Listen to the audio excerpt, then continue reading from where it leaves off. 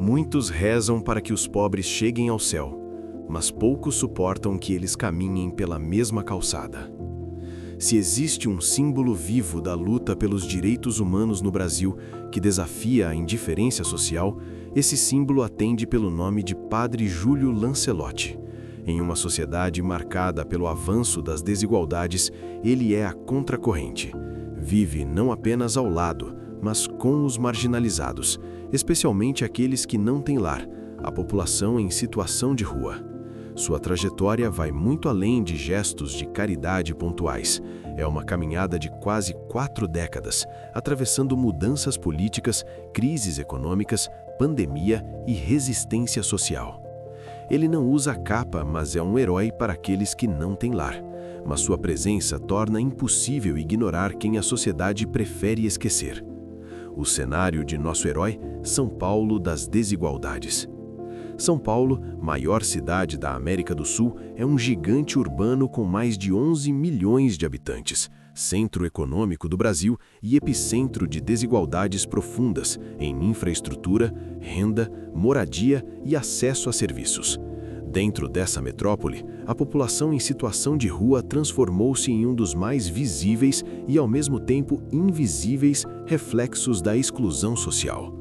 Segundo estimativas oficiais do Instituto de Pesquisa Econômica Aplicada, IPEA, a população em situação de rua no Brasil cresceu 38% entre 2019 e 2022, alcançando cerca de 281,4 mil pessoas, um aumento muito acima do crescimento da população geral, que teve 11% de aumento no mesmo período.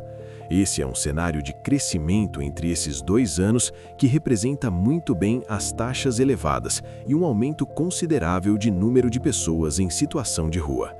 Este número pode ser ainda maior, pois muitas pessoas nas ruas não estão registradas nos sistemas oficiais de assistência social, como o Cadastro Único, CadÚnico, o que dificulta registros, acesso a benefícios e políticas públicas. Números preocupantes, pois os recursos socioeconômicos não acompanham a velocidade de crescimento da população em questão. Estudos locais apontam que São Paulo concentra uma parcela considerável de toda a população de pessoas em condições de rua no Brasil. Para dimensionar, são mais pessoas nas ruas do que a população de muitas cidades brasileiras. Enquanto isso, no cenário internacional, cidades que enfrentam desafios semelhantes, como Nova York ou Los Angeles, têm número absoluto muito maior, mas com infraestrutura pública e políticas sociais mais robustas, algo que ainda falta de forma efetiva em muitos centros urbanos brasileiros. Te apresento alguns dados sobre a população de rua no Brasil e em São Paulo. População em situação de rua no Brasil.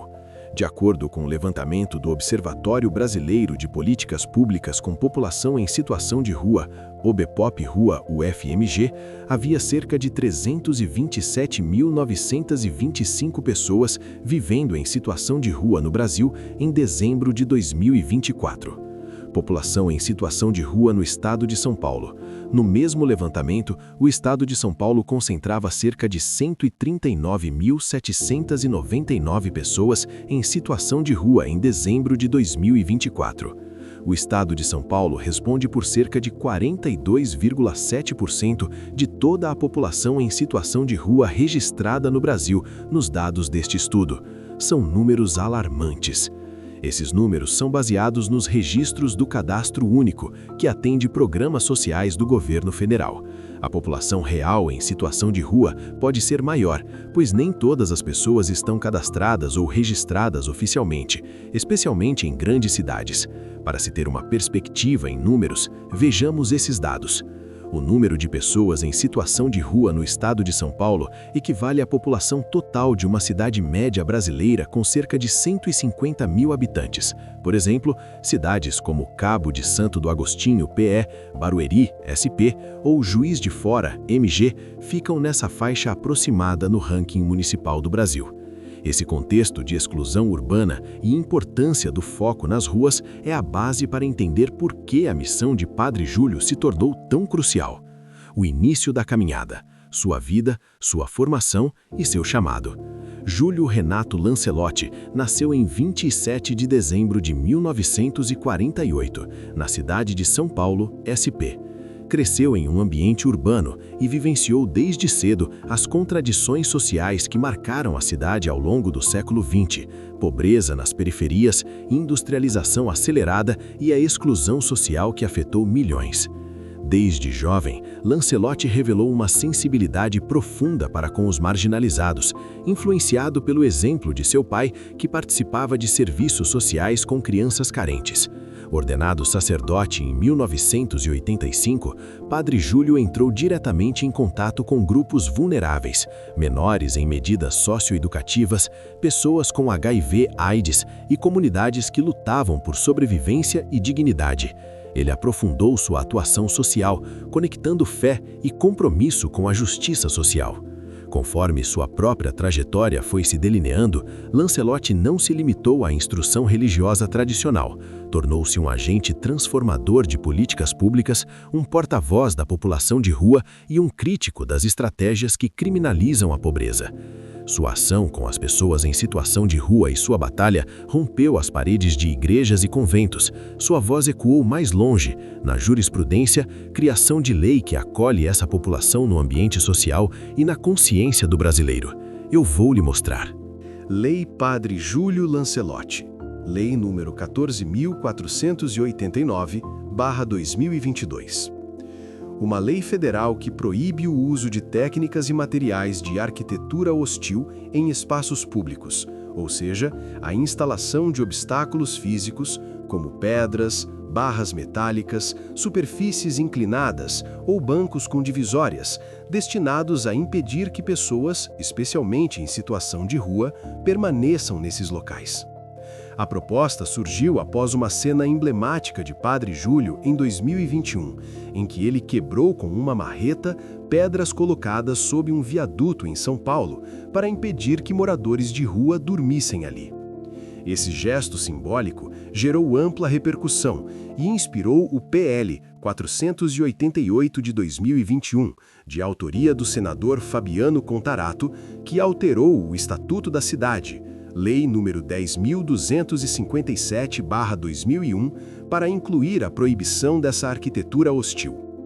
Principais efeitos legais: vedação de obstáculos físicos que tenham como objetivo afastar ou expulsar pessoas de espaços públicos.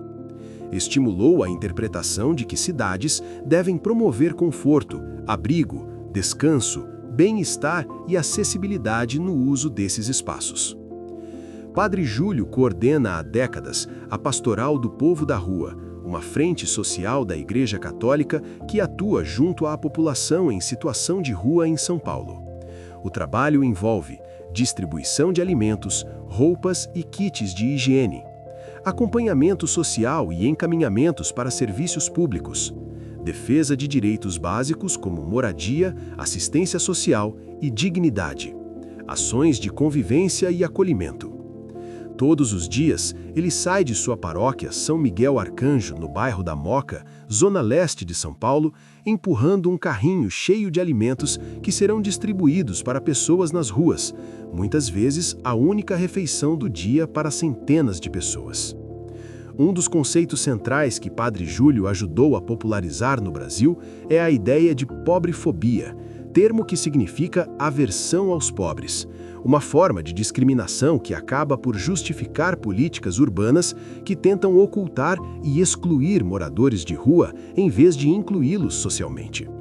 O trabalho de Padre Júlio não é isento de conflitos. Em 2024, uma proposta de CPI em São Paulo tentou criminalizar ações de caridade associadas à sua atuação, enquadrando o trabalho social de apoio aos moradores de rua como algo suspeito ou problemático, um reflexo direto da hostilidade social que ainda prevalece contra os mais pobres. É a hostilidade instituída no sistema, camuflada de preocupação social. Essa tentativa de enquadrar o acolhimento como crime escancarou um debate ainda maior sobre como políticas públicas são usadas para invisibilizar e não resolver problemas sociais estruturais. Em final de 2023 e início de 2024, um vereador da Câmara Municipal de São Paulo, do partido União Brasil, apresentou e articulou pedidos de abertura de comissão parlamentar de inquérito, CPI, que poderiam atingir diretamente o trabalho de caridade e assistência realizados por Padre Júlio junto à população em situação de rua na cidade. A CPI foi inicialmente proposta para investigar ONGs que atuam na região da Cracolândia, um dos principais focos de atendimento social de São Paulo, mas acabou sendo personalizada de forma a incluir o trabalho do padre como um alvo central da investigação. O vereador chegou a fazer acusações sérias, como alegar que o padre poderia lucrar com a miséria ou estar envolvido em supostos abusos, sem evidências claras, sem provas, segundo reportagens. Essas alegações, além de politizadas, foram criticadas como uma tentativa de criminalizar ações de auxílio à população de rua, ou seja, transformar a assistência, algo humanitário e social, em objeto de investigação criminal ou política. O pedido de CPI iria apurar supostos abusos e violações contra pessoas vulneráveis, incluindo moradores de rua, mas acabou sendo associado diretamente à figura de Padre Júlio, mesmo que ele não tenha vínculo formal com as ONGs mencionadas e sem receber recursos públicos por seu trabalho.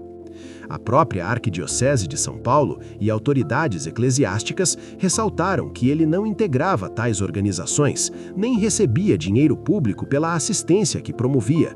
Seu trabalho é pastoral e voluntário ligado à Igreja Católica. O debate ficou mais acirrado, o tom de voz mais alto e a polaridade de opiniões deixou evidente o descaso.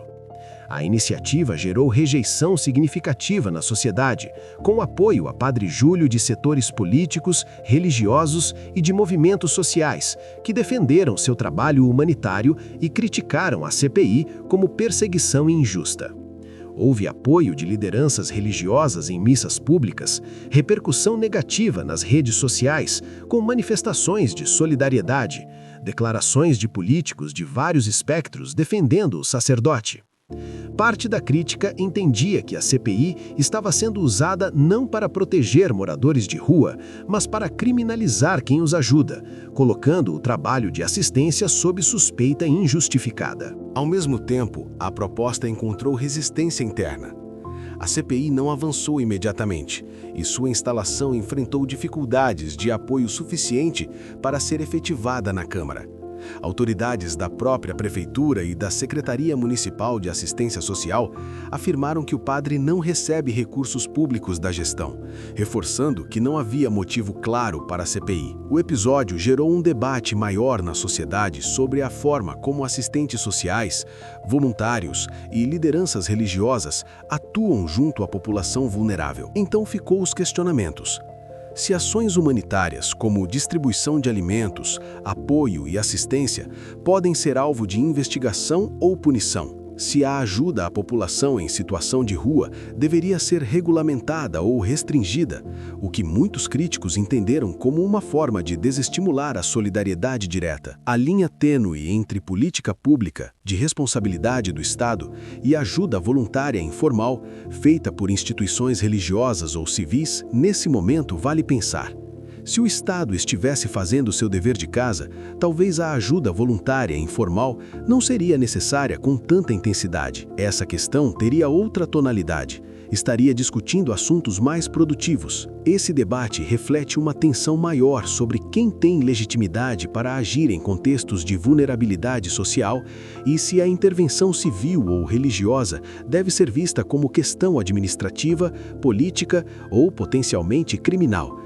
Algo que pode impactar diretamente a natureza da assistência social no Brasil, como demonstrado pelo episódio da CPI e por ataques em redes sociais, inclusive entraves dentro de sua própria instituição religiosa, como decisões sobre sua presença online. O enfrentamento contra a pobreza é muitas vezes confundido com posicionamento político partidário. Isso ilustra um desafio cada vez maior para lideranças sociais no Brasil contemporâneo. E por que o número de pessoas em situação de rua não para para de crescer. Apontar apenas um fator determinante é tratar de forma simplória um assunto tão complexo. O que existe é um conjunto de fatores como causa final do aumento da população em situação de rua. Vejamos logo a seguir uma investigação sobre os verdadeiros vilões invisíveis. Durante décadas, a população em situação de rua foi tratada como um desvio, uma exceção social. Um problema localizado, quase sempre explicado por frases prontas, dependência química, escolha pessoal, falta de vontade de trabalhar. Mas os números cresceram rápido demais, cresceram em todas as regiões, cresceram inclusive em países ricos. Quando um fenômeno cresce de forma contínua, estrutural e global, ele deixa de ser individual. Ele passa a ser sistêmico. A pergunta correta, então, não é o que essas pessoas fizeram de errado, mas sim, que tipo de sociedade estamos construindo que produz em massa pessoas descartáveis? O vilão número 1. O colapso silencioso da moradia. Nenhum fator é tão determinante quanto este. Nas últimas décadas, a moradia deixou de ser um direito social e passou a ser um ativo financeiro. Imóveis viraram investimento, terrenos viraram reserva de valor. Aluguel virou produto especulativo. Enquanto isso, salários estagnaram, empregos ficaram mais instáveis, contratos ficaram mais frágeis. O resultado é uma única crise. Desemprego, separação, doença, atraso de aluguel, passa a ser suficiente para jogar alguém na rua. Em cidades como São Paulo, o aluguel subiu muito acima da inflação. Kitnets precárias consomem 50% ou mais da renda. Não há estoque público de moradia emergencial. A rua vira o último degrau, não o primeiro. O segundo vilão é o trabalho que deixou de proteger. Houve um tempo em que trabalhar significava alguma estabilidade. Hoje, em muitos casos, significa apenas sobreviver no limite. Informalidade virou regra. Bicos substituíram empregos. Direitos foram flexibilizados. Previdência ficou mais distante. Milhares de pessoas em situação de rua trabalham, fazem reciclagem, vendem comida, fazem serviços informais, mas trabalham sem rede de proteção. Quando adoecem, perdem tudo. Quando envelhecem, não se aposentam. Quando o corpo falha, não há colchão social. A rua passa a ser consequência da precarização do trabalho, não da preguiça. Agora vamos ao terceiro vilão. É a falência da saúde mental como política pública. Esse é um dos vilões mais negligenciados e mais letais. Vemos depressão, transtornos psicóticos, ansiedade grave, dependência química associada, não como causa única, mas como agravante, falta, CAPs suficientes, acompanhamento contínuo, atendimento humanizado, políticas de longo prazo. O fechamento de hospitais psiquiátricos não foi acompanhado por uma rede robusta de cuidado comunitário. O resultado é pessoas adoecem, rompem vínculos familiares, perdem trabalho, perdem moradia e caem na rua sem qualquer suporte clínico real. Na rua, então, adoece ainda mais. Vilão número 4. Rupturas familiares e solidão estrutural. A família sempre foi o último amortecedor social no Brasil, mas esse amortecedor está rasgado. Famílias menores, mais separações, migração forçada por trabalho. Violência doméstica, abandono de idosos. Hoje, milhares de pessoas em situação de rua vieram de outras cidades ou estados, perderam contato com parentes, fugiram de violência, foram expulsas de casa. Sem rede familiar, qualquer queda vira queda livre. A rua não começa na calçada. Ela começa quando ninguém mais atende o telefone. Vilão número 5. O estado que chega tarde ou não chega. Este é talvez o vilão mais desconfortável de encarar. O Estado costuma agir depois que a pessoa já está na rua. Abrigo temporário, albergue lotado, política emergencial, mas quase não atua antes. Prevenção do despejo, mediação de aluguel, moradia transitória, renda mínima suficiente, saúde mental preventiva. O custo humano da omissão é gigantesco. O custo financeiro depois é ainda maior. A rua vira política pública por omissão. Vilão número 6. A criminalização da pobreza. Quando a sociedade não sabe resolver um problema, ela tenta punir. Retirada forçada, arquitetura hostil, jatos d'água, grades, multas, perseguição a quem ajuda. Isso não reduz a população de rua, apenas a empurra de lugar. E pior, desumaniza, quebra vínculos, gera trauma e fortalece a lógica do descarte. Criminalizar a pobreza é transformar vítimas em culpados. Vilão número 7. O mito da escolha individual. Talvez o mais perigoso de todos.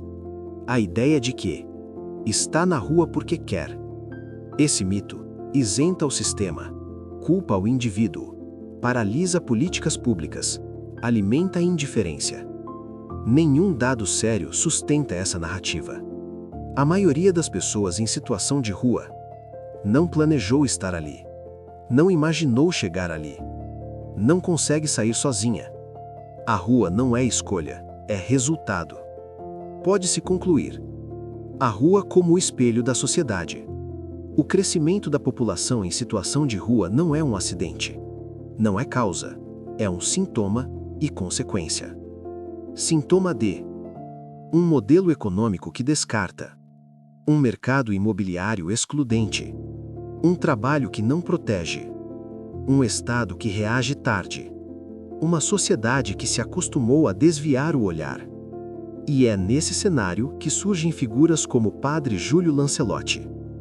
Não porque resolveram o problema, mas porque se recusaram a aceitar que a exclusão fosse normal. Quando o número de pessoas em situação de rua cresce, não é a rua que está cheia demais, é a sociedade que deixou gente demais para trás. Diante deste cenário, localizado a poucas quadras da igreja, o Centro São Martinho se tornou um ponto de referência para muitas pessoas em situação de rua. Ali, as pessoas recebem diariamente café da manhã e apoio mais estruturado. Para muitos, esse centro representou não apenas alimento, mas acolhimento humano, escuta e, em alguns casos, um ponto de partida para mudanças reais de vida. Embora nem todos tenham trajetórias completas registradas publicamente, relatos de voluntários e ex-moradores de rua associados às iniciativas de Padre Júlio mostram transformações profundas. Pessoas que conseguiram documentação e acesso a serviços sociais após serem acompanhadas pela pastoral. Indivíduos que, após receberem apoio integral, encontraram moradia, emprego ou inserção em cursos de qualificação. Famílias que deixaram as ruas com apoio de redes comunitárias conectadas à pastoral. Cada uma dessas histórias, embora individual, conjuga um aspecto essencial: reconstrução de dignidade, algo central no trabalho de Lancelotti. Um período de dificuldade foi na pandemia. A pandemia intensificou as vulnerabilidades já existentes. Moradores de rua enfrentaram risco extremo de contágio, dificuldades ainda maiores de acesso a serviços de saúde e negligência institucional em várias regiões. Durante esse período, o papel de voluntários, organizações e lideranças como Padre Júlio foi ainda mais crítico na distribuição de máscaras, alimentos e orientações de saúde. Embora nem todos tenham trajetórias completas registradas publicamente, relatos de voluntários e ex-moradores de rua associados às iniciativas de Padre Júlio mostram transformações profundas. Pessoas que conseguiram documentação e acesso a serviços sociais após serem acompanhadas pela pastoral. Indivíduos que, após receberem apoio integral, encontraram moradia, emprego ou inserção em cursos de qualificação. Famílias que deixaram as ruas com apoio de redes comunitárias conectadas à pastoral. Cada uma dessas histórias, embora individual, conjuga um aspecto essencial: reconstrução de dignidade, algo central no trabalho de Lancelotti. Um período de dificuldade foi na pandemia. A pandemia intensificou as vulnerabilidades já existentes. Moradores de rua enfrentaram risco extremo de contágio, dificuldades ainda maiores de acesso a serviços de saúde e negligência institucional em várias regiões. Durante esse período, o papel de voluntários, organizações e lideranças como Padre Júlio foi ainda mais crítico na distribuição de máscaras, alimentos e orientações de saúde. Mesmo com esforços excepcionais de voluntários e organizações, essas barreiras estruturais são uma realidade que impacta profundamente a transformação social. Padre Júlio recebeu homenagens importantes, como a Comenda Zilda Arns, concedida pelo Conselho Nacional de Saúde, reconhecendo sua defesa do direito à saúde e dignidade humana. Lancelotti também busca expandir o debate para além das ruas. Ele participou de eventos culturais e discussões sobre pobrefobia, incluindo iniciativas em eventos de grande público, enfatizando que a discriminação contra pobres é um problema social profundo que precisa ser debatido em todos os espaços. O desafio continua.